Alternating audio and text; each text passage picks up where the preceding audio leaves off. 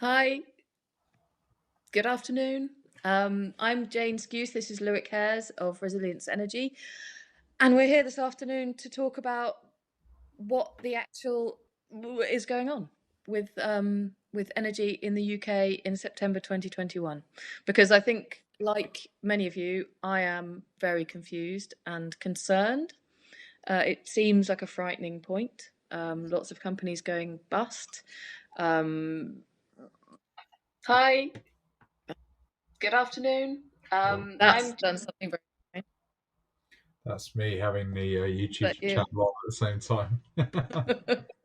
that's a scary feedback. I've got rid of it now. Okay, me too. So shall we? So uh, after that little aside, Interlude. I'm going to hand to Loic, who's going to talk Sure. to you about well where you stand and your understanding of it, which is far more in depth than mine. Yeah, so I think we thought we'd do a quick resilient futures on this, just to talk about for the people who don't really understand it, what are the different factors which have kind of all come together at one point to cause this massive upheaval in the energy market. Mm. I think there's a lot of people scratching their heads at the moment. Um, so in the last 3 weeks, we've seen 12 different energy companies go under, and that's meant that 2 million customers have been reassigned to what we call the supplier of last resort, which is the solar um, supplier. So once a company goes bust, Ofgem kicks in and assigns all of those customers to a another existing supplier. So one thing to note is to not worry that you will never be off supply. You will just be passed on to another supplier, and Who your credits and etc. will be transferred over as well. who would that other supplier be? Is it always the same person, or is it So they used to run it as an auction. So right? Okay. all of the existing suppliers used to be able to take part and bid almost bid for those customers. However, over the last 3 or 4 years, we've seen suppliers which actually then went under themselves take on some of the customers from solar. So it's now Okay. become more Ofgem speaking to some of the bigger customers, bigger supply companies. We used to call them the big six, but it's no longer the big six. There's been so much market play in over the last Mm. year or so. So the likes of Octopus Energy, Shell Energy, EDF Energy, Centrica, all of those guys are asked by Ofgem, do you want to take these customers on? And they then decide who goes ahead with them. So we've seen over the last 3 weeks, but every time a supply company's gone under, straight away within 2 or 3 days, you see the announcement that one of the bigger players have taken on those customers. Yeah. And that's the negotiation that goes on in that time. Yes, yeah, absolutely. But we wanted to kind of briefly touch upon why this is happening at the moment. And I think the main reason why it's happening is that we've seen an unprecedented increase in gas prices over the last 2 months. We've never seen anything like it. And we are still, as a country, up to 70% reliance on gas to generate our power. So we rely every day on powered power plants to Yeah. generate electricity. Now, usually across Europe, at the end of during spring and summer, the reserves, the big massive tanks you see around the country, are filled up, ready for the winter period. Now, the issue last year was that it was a very cold end of winter and spring. It's not been a warm year overall, has it, actually, anywhere? It It's been, hasn't, no. So well, so in those Northern gas Europe anyway. yeah. So those gas tanks, which are usually quite full, were actually relatively empty throughout summer period. So we've come into the winter period and we've gone. Oh no, we need to get some more gas in, Mm. and it's kind of aligned itself with places like China coming out of the almost recession that was caused due to the pandemic, the COVID Yeah. 19 pandemic, and now they're all guns blazing trying to catch up with their their lost orders over the last 2 years. Production, I guess. Yeah, absolutely. Production. They've massively increased production right Mm, across China, and for that they need gas. of course. So they've a lot of the gas right across the world have been sent to China and not really to Europe and the UK. Now, there's many reasons behind that, but Every single aspect of this has got 20 reasons that kind of that feed absolutely, yeah. in. It's the most complicated thing ever. So the Gazprom line, which comes from Russia into the UK, they have delivered against their contract, and that's something quite important to note. Yes. However, when the UK government has asked Russia whether they can, send some more gas over to help us out due to our shortages, uh, the help has not been forthcoming. They don't To have say, any. They don't have any, or they're not giving it. they're preferring to send it elsewhere. I think They're it's very the politically. That was a very even-handed reply.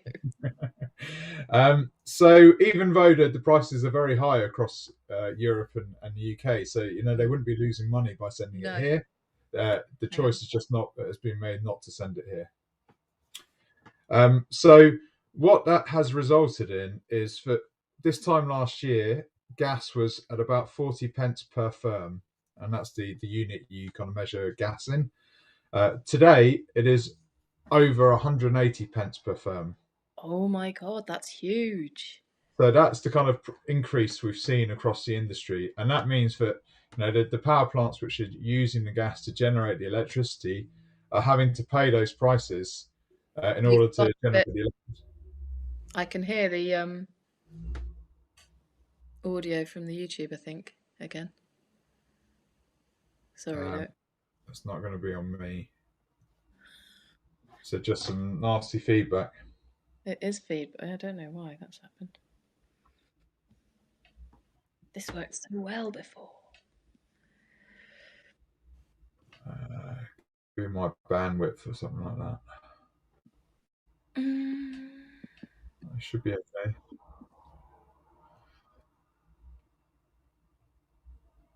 Do you want me to log out and log back in? See if that makes any difference. It might work because you're. I don't quite know what.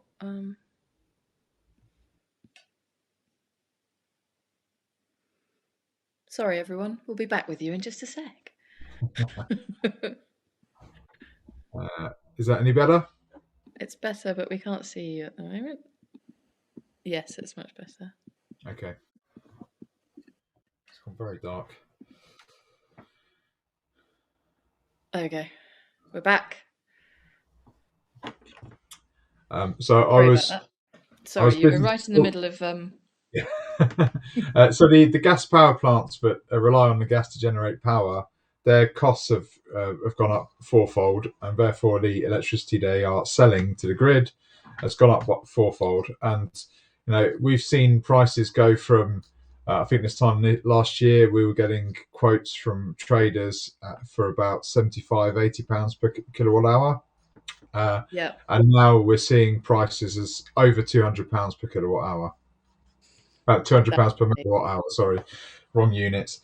But so that's the cost of trade of just buying and selling electricity to you and I has gone up 4 or 5 times.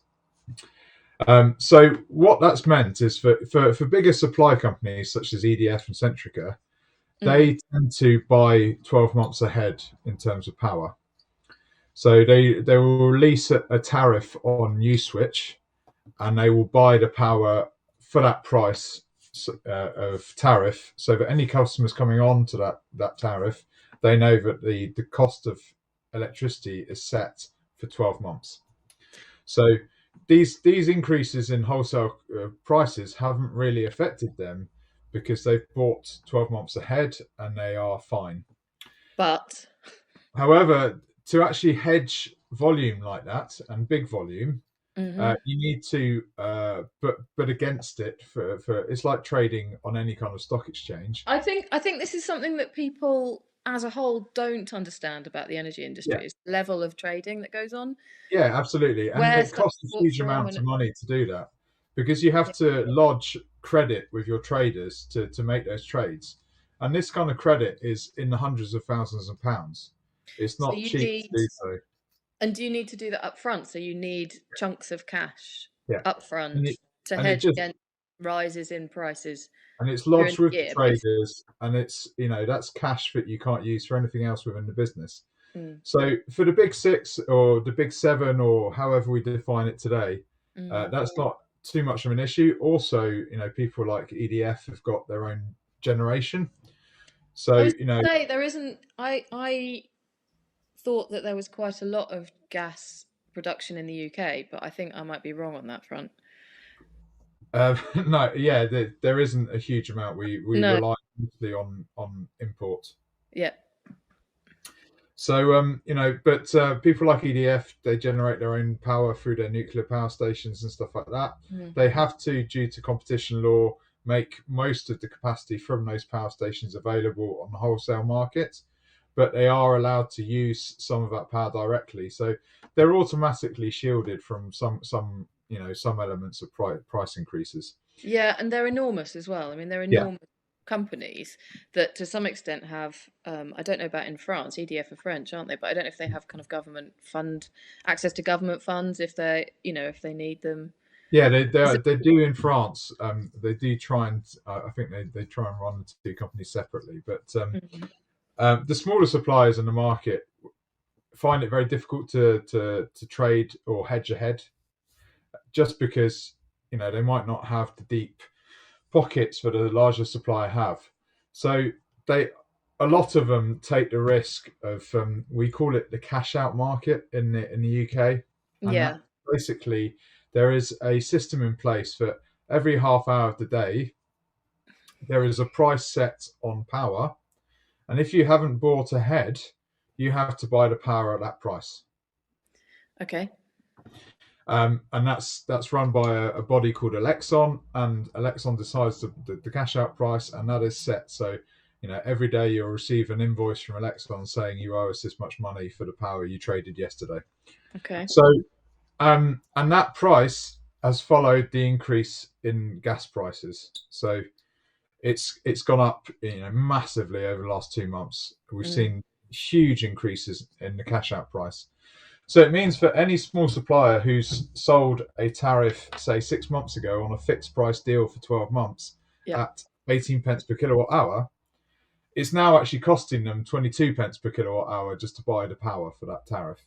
yeah, But because they signed the customers up for a 12-month deal, they have no gotcha. means of changing that tariff with the customer, and it is just a massively negative profit deal for them due to the exposure on the cash out market. So, Wow, and they've just been, it's taken a few weeks, but they've been slowly going under because the margins in electricity supply are very, very small already, because the small suppliers tend to increase in size competitively, putting competitive tariffs on Uswitch and other comparison sites. So yeah, they're working at a very small margin anyway, and any kind of fluctuations or variations in the price of electricity just wipes that margin out.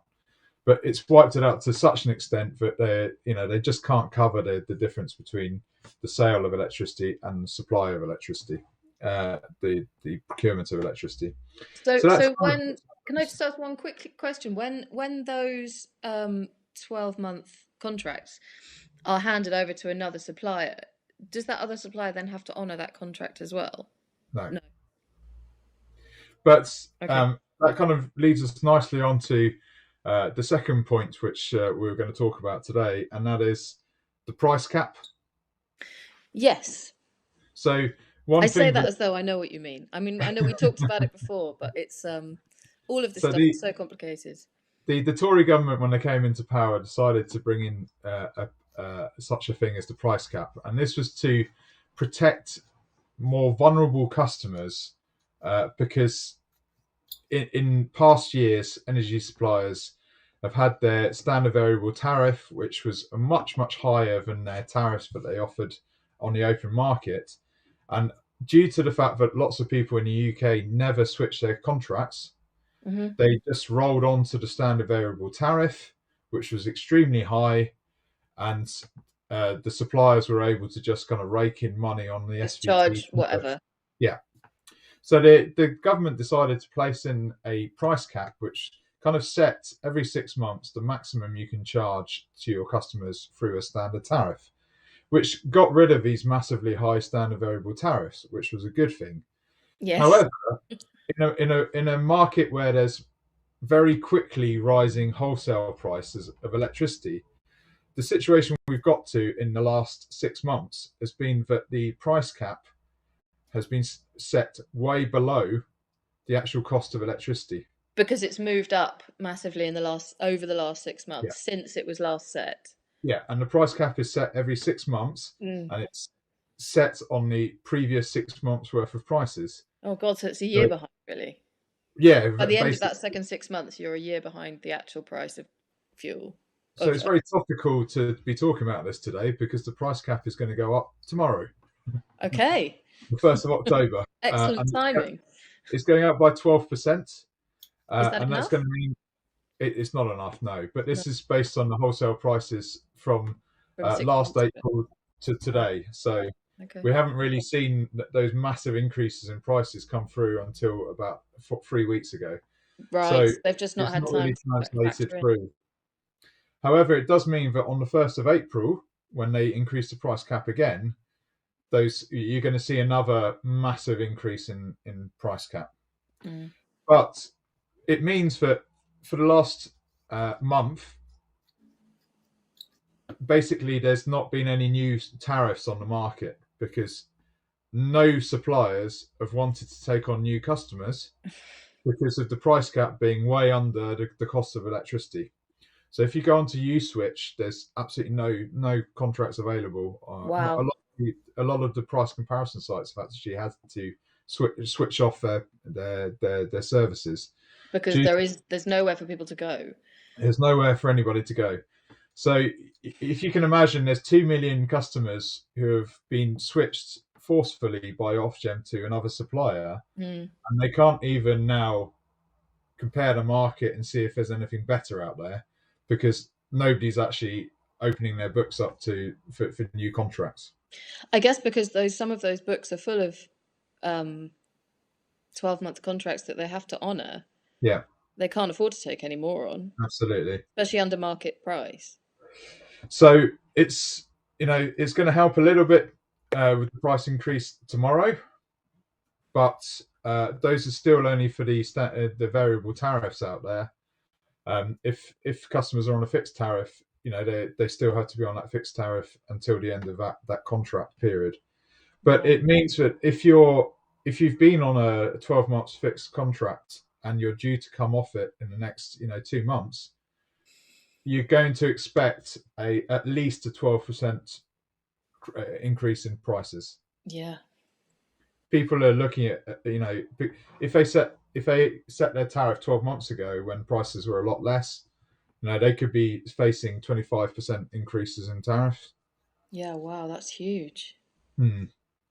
So it's going to be a tough winter period, and I think people are expecting potentially to see more fuel poor people having to not heat their homes, etc., just due to these increases in power over the 6 month winter period. Of And course, then because no one's going to escape this, are they? There's no. no, there's no real way out of it at the No. moment. Um, and you always expect wholesale prices of electricity to go up over the winter period, just due to the fact that there's more demand Mm. on the grid. So and there's been a couple of other factors which has caused it's not only the gas price. We've seen we've had a kind of quadruple vector happen all at the same time where we've run out of gas, but we've also had a whole load of nuclear power stations which were shut down due to maintenance. And then Okay. a power cable, one of the interconnectors from France to the UK, there was a fire at it 2 weeks ago, Oh God. Okay. which shut down the interconnector between France and the UK, one of the interconnectors. Mm. And also, we've had the lowest amount of wind since 1961. So our So. quite extensive wind turbine generation capability has been basically shut down as well due to Mm. the wind.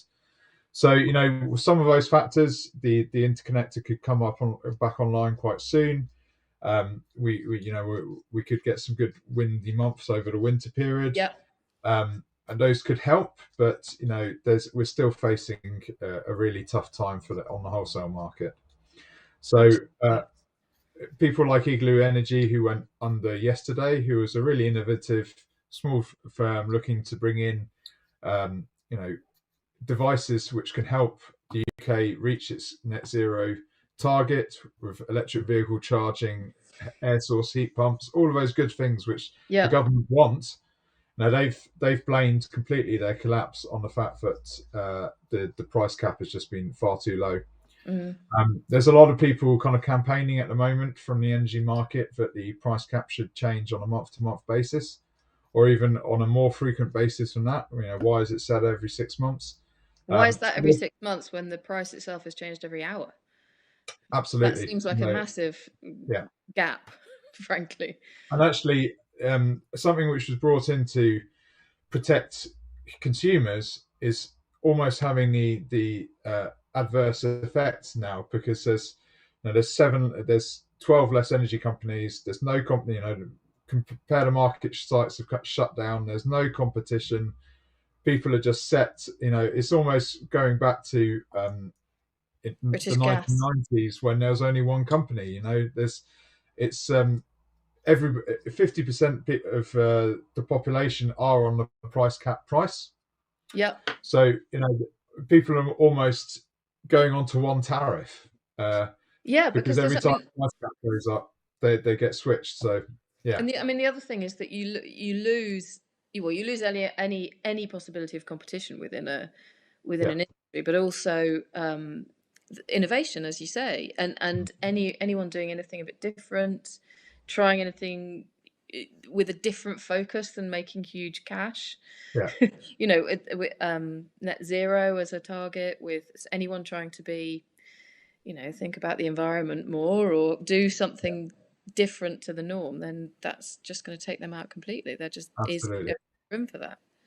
And the way it's been reported is that um, you know, the big companies are well run, small companies are badly run, and that's why they're failing.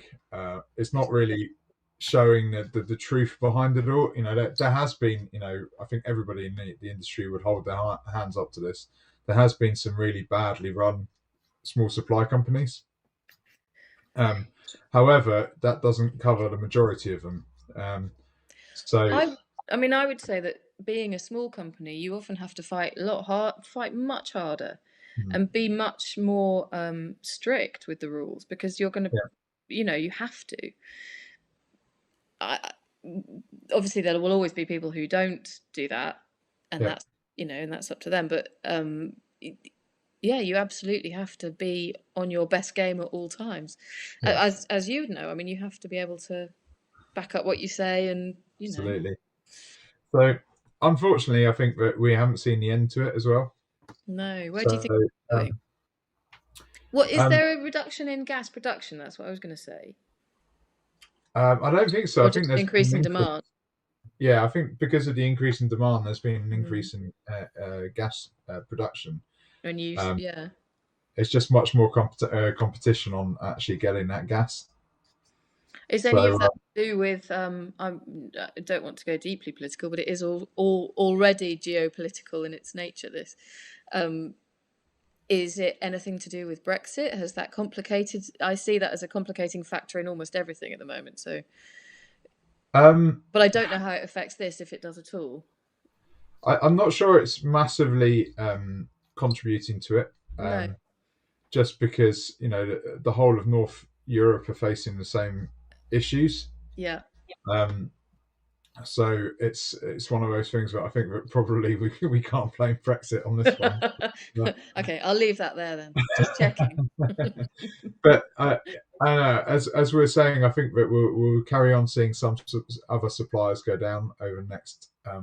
And there has been talk that some of the slightly larger companies may be affected as well. So Yeah, uh, well, no, I mean, of course they will. Is there any discussion of the government stepping in any way, or I guess it's not necessarily in there. As long as people are still supplied with energy, then it's. Yeah, so I think that that's Polluting very much the mostly, is it? attitude that they've taken, is that because there's a mechanism in place to always ensure that customers are, taken care of. At whatever cost. Yeah, it's an open market, and Mm. due to the fact that it's an open market and there's competition and etc., bad companies will fail and better companies will prevail. No, And not true though, is it? it's yeah, it's a It's really certainly not that difficult. straightforward.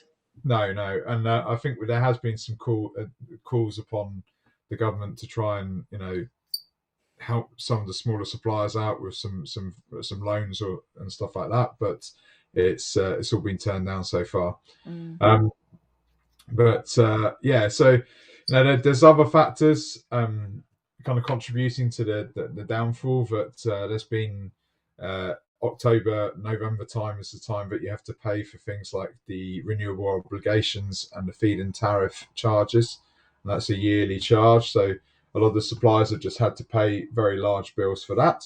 Yeah. Uh, there's also the fact that the industry body Elexon, which kind of manages all of the everything really in the electricity industry, Mm. they set how much money you have to lodge with them. So they run a credit cover as well, and their Okay. credit cover is to ensure that if a company goes bust, they've lodged sufficient money with Elexon to cover a lot of the costs which are associated with them running as a business.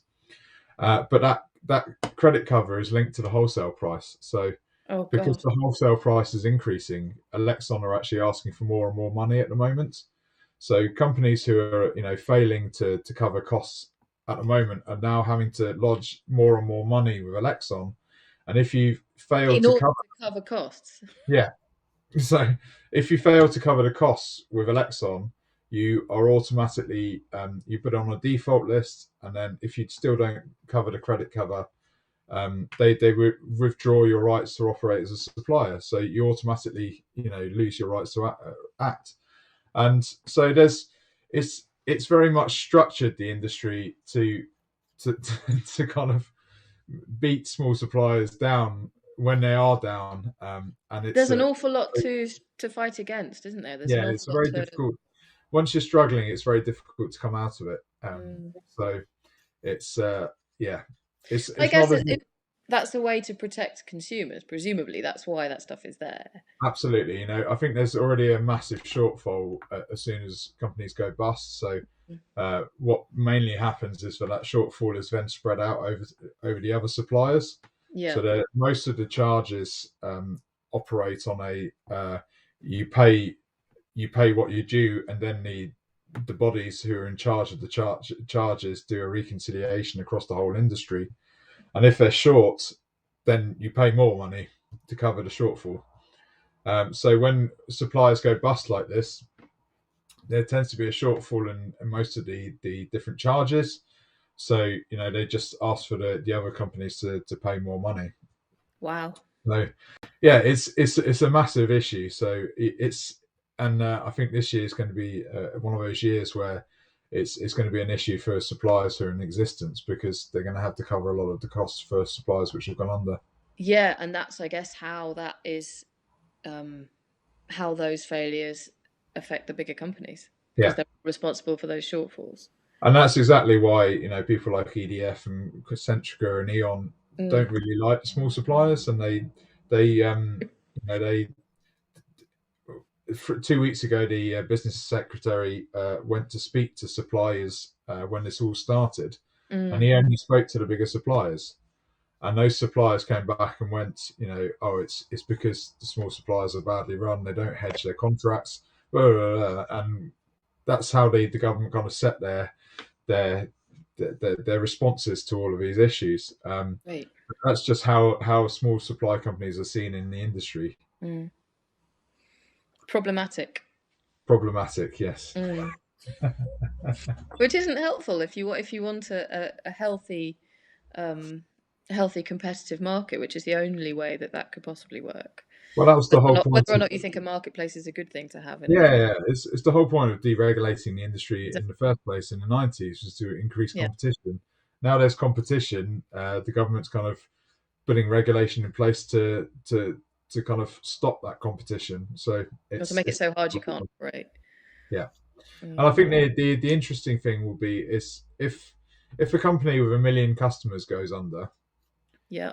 Yes, there's not because going to so be far they've been very small, haven't they? yeah. Uh, There's I the think the biggest percentage one's of been Avro Energy with 550,000 customers. yeah, which is, But, every one of those people, I'm sure, didn't want this to happen, but it's not, yeah, as a proportion of the industry, it's not very large. it's not no. But as soon as somebody with 1 million customers goes under, it's very different going to one of the somebody like EDF and go, do you want to take on these 1 million customers? Because that's increasing their whole portfolio size by probably a tenth, or Yeah. even maybe a fifth. Is So it in they your interest to take them? well, it's a difficult one because then they've got to hedge those contracts. So it So costs them money really to take them it's on. going to cost them a huge amount of money, and they've got to wonder whether they can get them onto a tariff, which makes I financial see. sense. So if they've then got to switch them on, if their contracts come to an end and they've got to switch them onto a price capped contract, and they can't secure the hedge to make those contracts worthwhile, then they're not going to want to take the customers on in the first place. So what happens to those customers?